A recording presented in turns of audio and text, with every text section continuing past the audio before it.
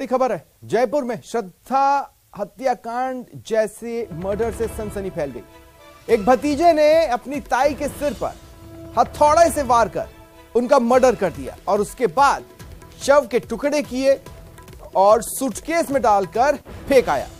CCTV में आरोपी अनुज suitcase के साथ दिखा।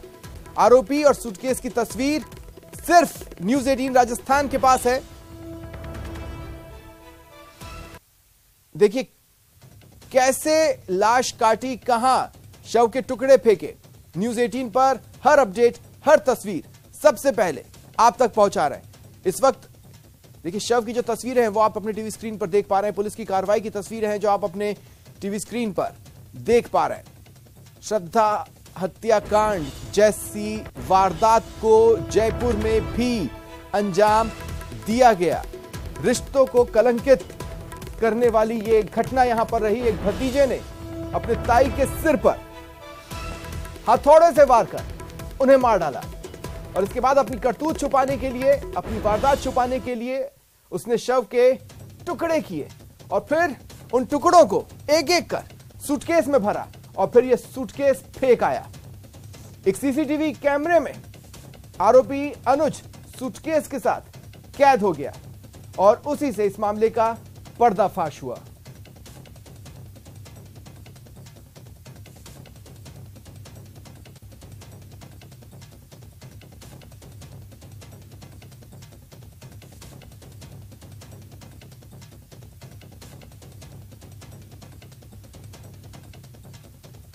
देखिए आरोपी गिरफ्तार कर लिया गया है।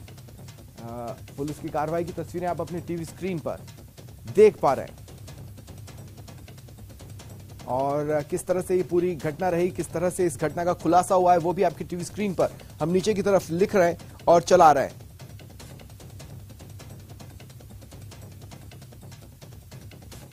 जयपुर के विद्याधर नगर थाना क्षेत्र के अंदर रिश्तों को तार तार करने वाला एक कत्ल जो है वो आरोपी ने किया है। आरोपी को तत्काल प्रभाव से पुलिस ने गिरफ्तार भी कर लिया है। हमारे साथ में इलाके के जो डीसीपी हैं परेश देशमुख जी, उनसे बात करते हैं। सर, क्या घटनाक्रम हुआ था, ये पूरी क्या सूचना मिली थी गुमशुदगी की, इस बारे में बताइए। 11 दिसंबर की रात को अनुज ने थाने पर, विद्यानगर थाने पर आकर ये सूचना दी थी कि उनकी ताई जी जो एक 65 वर्षीय वृद्ध महिला है वो मिसिंग है, जिस पर रिपोर्ट दर्ज करके जांच देवीलाल हेड कांस्टेबल जी ने शुरू की थी। और उनकी जांच के दौरान जब उन्होंने उस गंभीरता से उस जांच को देखा तो कंप्लेनेंट का जो वर्जन था कि भाई ताई जी इतने बजे बाहर गई और मंदिर गई, वापस नहीं आई, तो वो कहीं ना कहीं बाकी परिस्थितिजन्य साक्ष्य से मैच नहीं हो पा रहा था। उसमें कई कॉन्ट्रडिक्शन सामने आ रहे थे। कुछ दिन बाद, 2-3 दिन बाद ही रिश्तेदारों ने भी ये बात कही कि घर पे कहीं ब्लड दिखा और ब्लड को भी एक्यूज्ड पोंछ रहा था और उसने ये कहा कि ये तो मेरी नक्सीर से आया हुआ ब्लड है। तो ओवरऑल इन सब कॉन्ट्रडिक्शन से और गंभीरता से जांच करने पर फिर उसके बाद इंट्रोगेशन किया गया और इंट्रोगेशन में सारी बातों का खुलासा हुआ। सर, आरोपी का क्या बैकग्राउंड निकल करके सामने आया है और आरोपी ने जो जिस तरह से शव को ठिकाने लगाया, तो क्या इस मामले की सूचना किसी और को भी थी या कोई और लोग भी इसमें शामिल है? अभी तक की जांच से इसमें किसी अन्य की संलिप्तता शामिल नहीं पाई गई है। एक्यूज ने जो एक कृत्य कारित किया है, बॉडी का जो डिस्पोजल है, बॉडी का डिस्पोजल आरोपी द्वारा अपना कृत्य छुपाने के लिए, कहीं ना कहीं अपनी कल्पेबिलिटी बचाने के लिए और एक अपने आप को, अपने परिवार को और जिस संगठन से वो जुड़े हैं उनका नाम कहीं खराब नहीं हो, इस औचित्य से उन्होंने इस डेड बॉडी को डिस्पोज करने के लिए फिर उसको पीसेस में कट करके उसको डिस्पोज किया। सर, आरोपी से जो पूछताछ की गई आपने, तो क्या घटनाक्रम हुआ, क्या बातचीत हुई जिस वजह से ये पूरी घटना जो है वो अंजाम देना, गुस्सा इस कदर बढ़ गया कि इसने हत्या की, हत्या के बाद में शव को भी ठिकाने लगाने के लिए मार्बल कटर का उपयोग किया? हाँ, देखिए आरोपी बचपन से ही अपने ताई जी के स्वभाव से एक मानसिक रूप से द्वेष रखता था, क्योंकि आरोपी के मुताबिक मृतका का स्वभाव काफ़ी गुस्सैल था और वो हर चीज़ को लेके काफ़ी क्रोधित होती और काफ़ी उल्टा सीधा बोलती।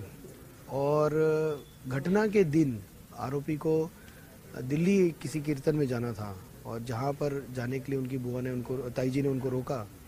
उसके पश्चात एक हीटेड डिबेट हुई और उस डिबेट के दौरान अपना आपा खोते हुए इन्होंने हथौड़े से उसका मर्डर किया। कैमरा पर्सन अविनाश के साथ lovely Wadhwa, news 18 Jaipur.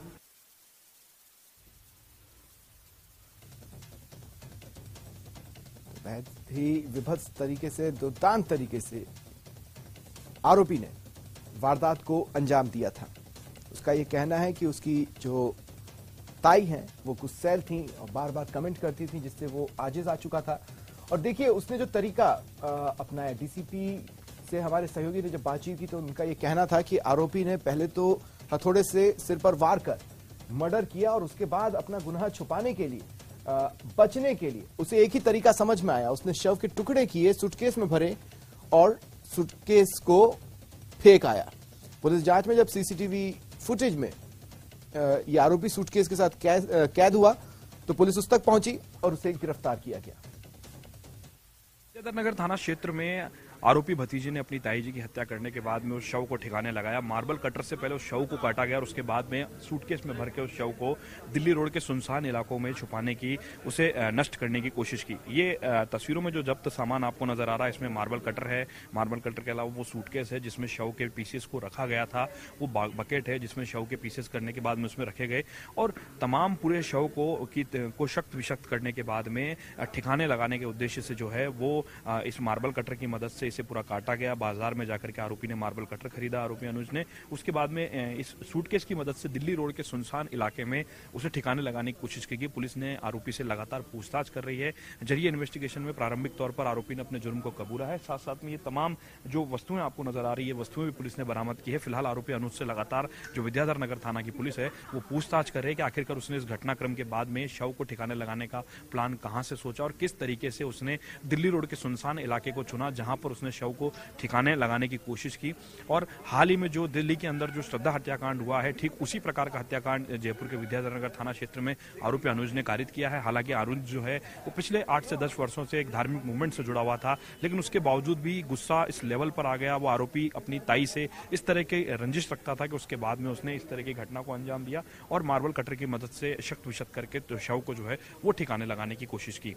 Camera person Avinash के साथ लवली बधवा, न्यूज 18 जयपुर।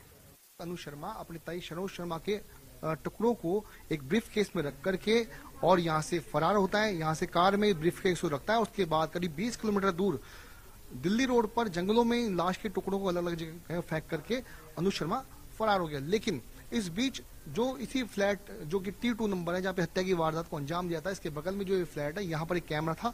इस कैमरे में ये हरकत जो है वो तय हो गई। लेकिन अनुज शर्मा ने अपनी ताई की हत्या करने के बाद में 2 दिन बाद गुमशुदगी दर्ज कराई, जिसमें कहा कि उसकी ताई मंदिर में दर्शन करने के लिए गई थी, लेकिन उसके बाद वो घर से लौट करके नहीं आई। लेकिन जब हत्या की कड़ी खुली, जब अनुज के परिवार की रिश्तेदार महिला ने अनुज को इसी फ्लैट की रसोई में खून के धब्बे साफ करते हुए देखा। पड़ोसियों से बातचीत करेंगे अनुज के बारे में। देखिए क्या हुआ था घटना के दिन, आपको क्या मालूम है? सर हमको ऐसा कुछ नहीं लगा, एकदम जैसा नॉर्मल डे था वैसा ही चल रहा था, जैसे सब नॉर्मल बिहेव कर रहे थे वैसा ही हो रहा था। 11 तारीख को क्या हुआ था? अनुज कहीं सूटकेस में कुछ लेके गया था, आपको भी कुछ कहा था उसने? सर हमने सूटकेस में हमारे पास फुटेज है और हमने उसको देखा नहीं ले जाते हुए। आप लोगों ने दबाव भी बनाया गुमशुदगी रिपोर्ट दर्ज करवाने के लिए? नहीं सर, हमने तो सिर्फ एक बार बोला उसको कि आप करवा दीजिए, आपका ही निजी है। हम गए थे रिपोर्ट करवाने, उन्होंने बोला, थाने में जाने के बाद में उन्होंने थाना अधिकारी ने बोला कि आप नहीं करवा सकते, कोई निजी आदमी को आना पड़ेगा जो उनका ब्लड रिलेशन है। बस सर इसके बाद में बताया ये भी जा रहा है कि इसी जगह पर अनुज ने जो है हथौड़ी को भी रखा था कहीं पर, यहाँ पर हथौड़ी को भी छुपा के रखा था अनुज ने। थोड़ा ऊपर छत पर। देखिए मैं आपको दिखाना चाहूंगा कि जो पड़ोसी है वो हमको बताएंगे। सर क्या हुआ था यहाँ पर? यहाँ तो पुलिस वाले का फोन आया था, हथौड़ा कहाँ मिला भैया जी, तो हमने बता दिया भैया हथौड़ा तो यहीं पड़ा था, तो उसने बयान दिया। मैं आपसे जानना चाहूंगा कि हत्या के बाद में जो हथौड़ा जो बरामद हुआ है वो कहाँ बरामद हुआ था, जरा एक बार वो बताइए। इसी कोठरी में रख दिया था हमारे बिल्डिंग वालों ने। हाँ नहीं, कहाँ छुपाया था? यहीं पड़ा था कूलर के पास में। देखिए जो पड़ोसी हैं ये बता रहे हैं कि जो ये अपार्टमेंट की टेरिस है यहीं पर इसी के नीचे उस हथौड़े को छुपाया गया था जहां पर अनुज ने अपनी ताई की सिर फोड़ कर हत्या की थी। हत्या करने के बाद में हथौड़े को यहाँ छुपाने के बाद में अनुज ने लाश को एक ब्रीफकेस में रखा और ब्रीफकेस में रखने के बाद में अनुज वहां से फरार हो गया। लेकिन अब चूंकि पुलिस की गिरफ्त में अनुज है और पूछताछ में कई अहम खुलासे हुए, ऐसे में पुलिस गहनता से पूछताछ करने के बाद में आरोपी के खिलाफ कार्रवाई करने में जुटी हुई। कैमरा पर्सन दिलीप के साथ विष्णु शर्मा, न्यूज 18 राजस्थान, जयपुर। तो देखिए जिस तरह से ये वारदात सामने आई है, हर कोई सन्न रह गया है। जयपुर में श्रद्धा जैसा हत्याकांड ये रहा। 3 तस्वीरें आप अपने टीवी स्क्रीन पर देख पा रहे हैं। देखिए आप अपने दाएं तरफ टीवी स्क्रीन पर देख रहे हैं मर्डर वेपन, यानी मर्डर में जिन हथियारों का जिन चीजों का इस्तेमाल किया गया। दूसरी तस्वीर में वो आरोपी जिसने इस दुर्दांत हत्याकांड को अंजाम दिया है, और देखिए महिला का सिर बरामद किया गया था। वो आपकी टीवी स्क्रीन पर बाएं तरफ की तस्वीर है। इस हत्याकांड से जुड़ी एक एक जानकारी न्यूज 18 राजस्थान आप तक पहुंचा रहा है। जिस तरह से ये पूरा हत्याकांड रहा है, हर कोई सन्न है। 11 दिसंबर को अनुज ने सरोज की बेटी पूजा को फोन किया और सरोज देवी के लापता होने की बात कही। उसका यह कहना था कि ताई गाय को रोटी देने गई थी, वापस नहीं लौटी। इसके बाद विद्यानगर पुलिस को सूचना दी गई। 13 दिसंबर को बिना बताए बीकानेर से वो जयपुर आ गई और सीधे विद्याधर नगर में स्थित फ्लैट में पहुंच गई, जहां पर अनुज मौजूद था। किचन में खून के दाग धो रहा था। देखिए पूरा घटनाक्रम बेहद चौंकाने वाला रहा है।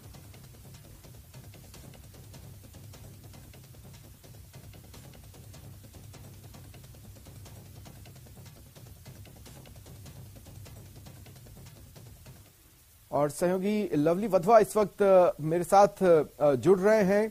लवली, देखिए मैं कह रहा हूं, जैसे ही ये खबर सामने आई है, जैसे ये खुलासा सामने आया है, हर कोई सन्न है। किसी ने सोचा भी नहीं था कि जयपुर में इस तरह की वारदात सामने आएगी, राजस्थान में।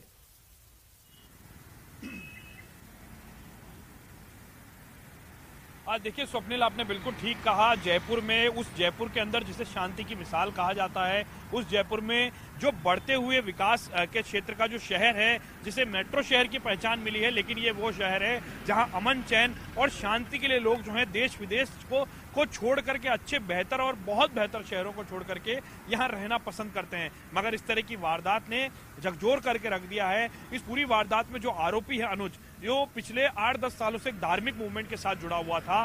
बड़ी बात यह है कि इस मूवमेंट के साथ फुल टाइम वो जुड़ा हुआ था और उसके बावजूद कीर्तन में जाने की बात को लेकर के पूरा विवाद होता है। और जो रंजिश वो मन में रखता था अपनी ताई को लेकर के, उस रंजिश का बदला लेने के लिए वो अपनी ताई को हथौड़े से पहले पीट पर करके उसकी हत्या कर देता है। उसके बाद में उसी घर के अंदर जहां पर वो ताई, उसके माँ बाप, उसकी माँ के मरने के बाद में उसको उसका लालन पोषण करने के लिए उसके लिए चपाती बनाती थी, उसके लिए खाना बनाती थी, उसी किचन में जो है वो अपनी ताई के शरीर के 10 से ज्यादा टुकड़े करके उन टुकड़ों को ठिकाने लगाने के लिए सुनसान इलाकों को तस्दीक करता है। उन्हें मोबाइल पर गूगल सर्च के माध्यम से ढूंढता है और रवाना हो जाता है अलग अलग इलाकों के अंदर सूटकेस और तमाम बकेट्स के अंदर भर करके शव के उन टुकड़ों को ठिकाने लगाने के लिए। लेकिन जब इस पूरे मामले की जानकारी इनकी बेटी को मिली, जो बीकानेर से यहाँ आई थी, उसके बाद में जब उसने घर का दरवाजा खोला किचन के अंदर, तो उसने ये कहा कि उसने नक्सीर निकल गई है, जिसकी वजह से ये ब्लड के निशान उसकी नक्सीर के हैं। मगर उसकी बहन को विश्वास नहीं हुआ, उसे कुछ गड़बड़ लगा। लेकिन पुलिस ने बहुत बारीकी से बार बार पूछताछ की, तो पूछताछ में आरोपी जो अनुज शर्मा है, जिसने अपने आप को अचिंत दास का नाम दिया हुआ था, वो पूरी पूछताछ में, पुलिस की पूछताछ में टूट गया और उसने स्वीकार किया कि उसने अपनी ताई का कत्ल किया है। न केवल कत्ल किया, क्या पूछताछ में ये सवाल उससे पूछा गया, क्या उसने इस सवाल का जवाब दिया है कि आखिर उसके दिमाग में ये बात कैसे आई कि शव के टुकड़े करना है और उसको अलग अलग जगह फेंक देना है? हो सकता है श्रद्धा हत्याकांड से ही उसे ये आइडिया मिला हो।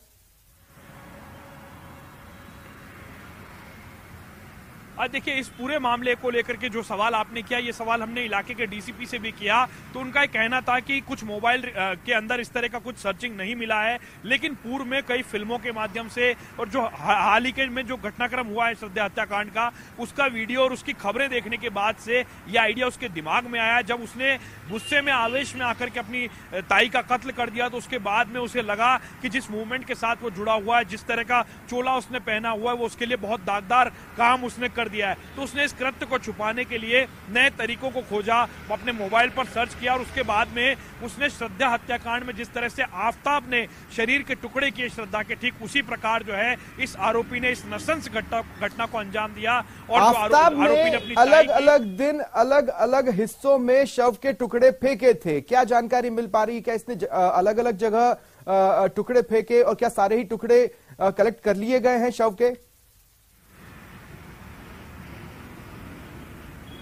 बिल्कुल आपने सही कहा, अलग अलग दिन ये टुकड़े फेंके गए हैं। इन टुकड़ों को कुछ बकेट्स के अंदर, कुछ जो है सूटकेस के अंदर, कुछ बाल्टियों के अंदर, और उसके अलावा जो है कुछ नाली में बहाने का, जो फिंगर और जो तमाम जो छोटे पार्ट्स थे बॉडी के, उन्हें नाली में बहा दिया गया। बाकी के जो पार्ट्स हैं, पुलिस ने प्रारंभिक तौर पर जो जांच पड़ताल की उसमें 8 शरीर के मोटे जो बड़े पार्ट्स हैं वो बरामद कर लिए हैं, लेकिन कई पार्ट्स अभी भी 2 से 3 पार्ट्स ऐसे बताए जा रहे हैं जो बॉडी के, जो कि इसने नाली में बहा दिए थे, वो बरामद नहीं हो पाए हैं। अब पुलिस इस आरोपी से पूछताछ कर रही है। आरोपी से जब हमने बात करने की कोशिश की तो आरोपी को इस बात का कोई मलाल नहीं था। ताज्जुब की बात ये देखिए कि आरोपी इस बात की दुहाई देता रहा कि उससे घटना जाने अनजाने में हो गई, अब वो वकील का सहारा लेगा, कोर्ट का सहारा लेगा और फिर से सामान्य जिंदगी जिएगा। आप समझ सकते हैं कि किस तरह से जो डिजिटल मीडिया का जो जमाना आ गया उसमें हम कहां से कहां की ओर पहुंच रहे हैं। जहां सकारात्मकता मिलनी चाहिए वहां पर इस आरोपी ने आफताब जैसे घटनाक्रम को देखा और उस घटना को जयपुर में अंजाम देने की कोशिश की। आखिर वो कौन सा ट्रिगर पॉइंट था जिसकी वजह से वो अपने आप पर काबू नहीं रख पाया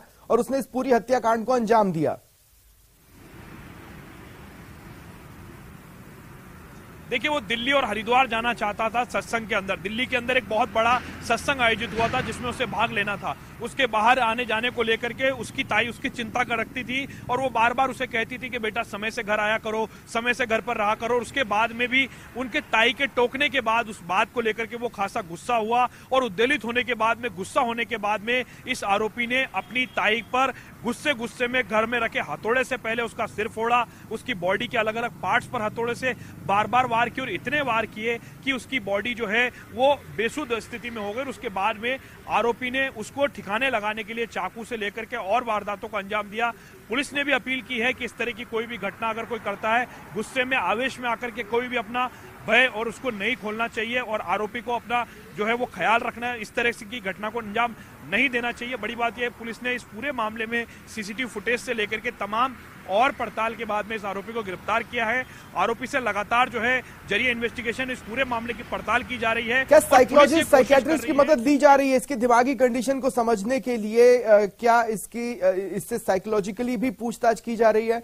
क्योंकि देखिए, पूछताछ में वो जो टूटा है वो साइकोलॉजिकली ही टूटा है और इस पूरे घटनाक्रम के पीछे कोई ना कोई मेंटालिटी या साइकोलॉजी वर्क कर रही है। तो पुलिस क्या उस एंगल को भी देख रही है?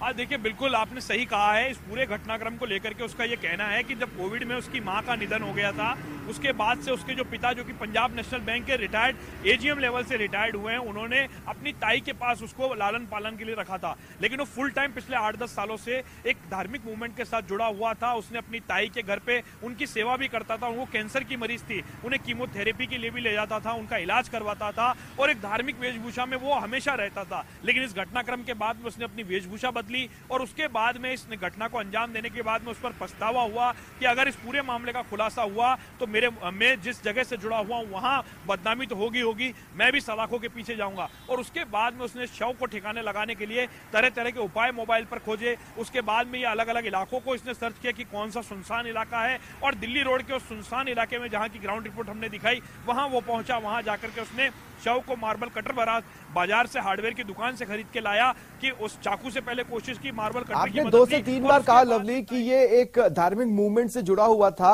वारदात को अंजाम देने के बाद भी क्या ये रेगुलरली उस समूह का, उस मूवमेंट का हिस्सा बना रहा, वहां पर रेगुलरली जाता रहा या वहां से उसने कुछ दिन का ब्रेक ले लिया? ये सवाल मैं आपसे इसलिए पूछ रहा हूं ताकि हमें ये समझने में और आसानी हो कि उसको अपने कृत्य पर थोड़ा भी रंज है या नहीं है।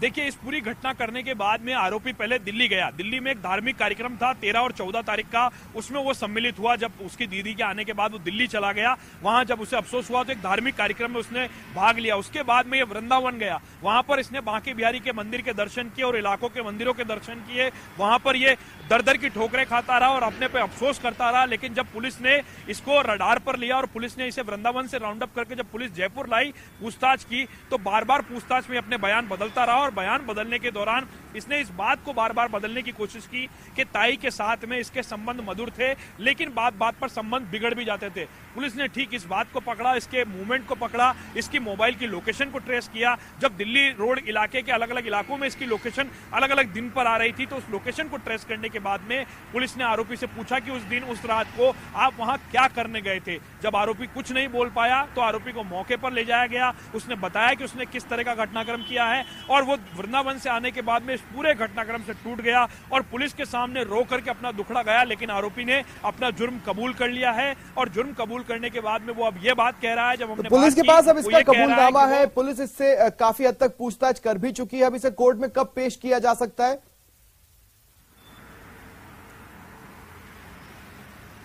देखिए, पुलिस संभवतः आज इस आरोपी को कोर्ट में पेश कर सकती है। फिलहाल पुलिस अपनी इंट्रोगेशन जो है वो तमाम जो पूछताछ पड़ताल और प्रारंभिक तौर पे जो बयान लिखने का काम है वो पूरा कर चुकी है। उसके बाद में ही पुलिस ने प्रेस कॉन्फ्रेंस की है। डीसीपी परेश देशमुख का कहना है कि आज आरोपी को संभवतः मजिस्ट्रेट निवास पर पेश किया जा सकता है और आरोपी का रिमांड भी लिया जाएगा। हो सकता है रिमांड 1 से 2 दिन का लिया जाए, क्योंकि इसमें जो मौके वारदात पर जो घटना स्थल से लेकर के तमाम जो घटना से जुड़ी सामग्री थी वो सभी बरामद की जा चुकी है। तो अब इस मामले में ज्यादा समय रिमांड लेने की बजाय इस मामले में कोर्ट में इसका चालान जो है वो पेश करना उचित रहेगा, ऐसा पुलिस के सूत्रों का कहना है। तो पुलिस इसको संभवतः आज पेश कर सकती है, 1 या 2 दिन का रिमांड इसमें ले सकती है और उसके बाद में पुलिस अपनी इस पूरी पड़ताल को अब कोर्ट में इस केस को लड़ेगी और उसके बाद में आरोपी को सजा दिलाने का जो काम है, जो एक नसरन रिश्तों को तार तार करने वाला घटनाक्रम इस आरोपी ने किया, इसे सलाखों के पीछे ले जाने का काम पुलिस करेगी। जी शुक्रिया लवली, आप नजर बनाए रखें।